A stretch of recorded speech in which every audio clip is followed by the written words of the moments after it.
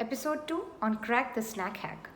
So, here we are trying to understand the purpose of snacking. So, there are many reasons. Number one, your purpose could be genuine hunger. If you're someone who's genuinely hungry all the time, then a certain kind of a snack that can give you energy in a slow, sustained release and that can satisfy and satiate you is a kind of snack we need to figure. Second type purpose could be you're trying to lose weight. If you're coming in the category where weight loss is critical for you, then the kind of snack that we do has to be low calorie but at the same time healthy and satiating. The third type of purpose could be we're trying to gain weight. Now, when you're trying to gain weight, the calculations have to match, your macros have to match. They have to be high volume, they have to be high calorie, but they don't need to be a big snack. So they can be very compact but very high in the volume of the macronutrients. So there are these different kind of purposes. And the last one is athletes.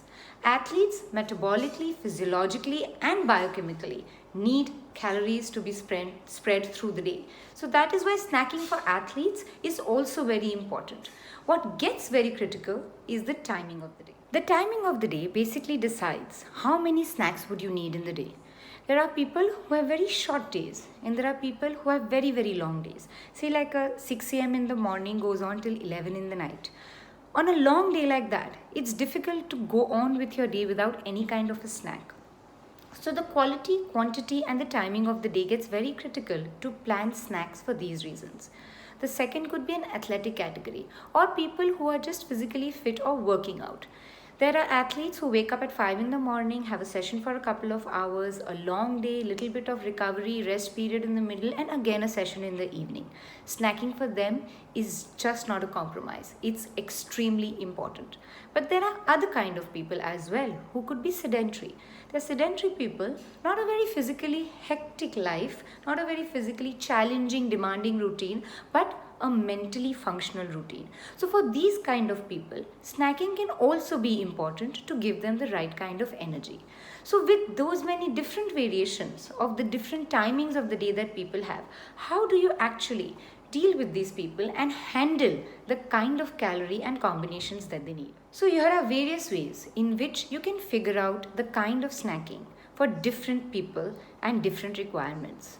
The first one, however, is to understand, to identify the difference between hunger and boredom, difference between hydration, dehydration, or just the need for water and snacking.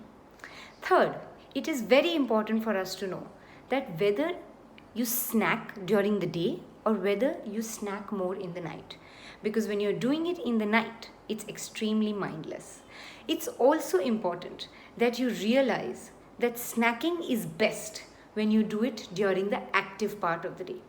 And a quick tip I would like to give you all is, let every alternate snack be planned in such a form that it's a fluid.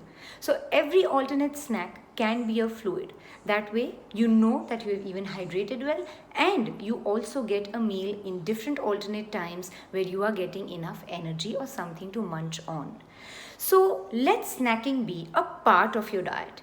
Calculate for it. Make sure that it is made in a way where you are accounting for these calories. And if you do that, a lot of times you can prevent binge snacking. Look, it happens when you don't plan it. If you don't have a plan, if you don't manage, and management is the key to success of any kind of a diet plan. If you have the plan in front of you, calculated for, accounted for, and know your options to snack, you will never pick up a box of chips or you're never going to go and start eating something you know you shouldn't be eating at that time. So these are the different ways in which you can handle and deal with the ways in which you're supposed to snack. So the next important point over here is, what are the best type of things to snack?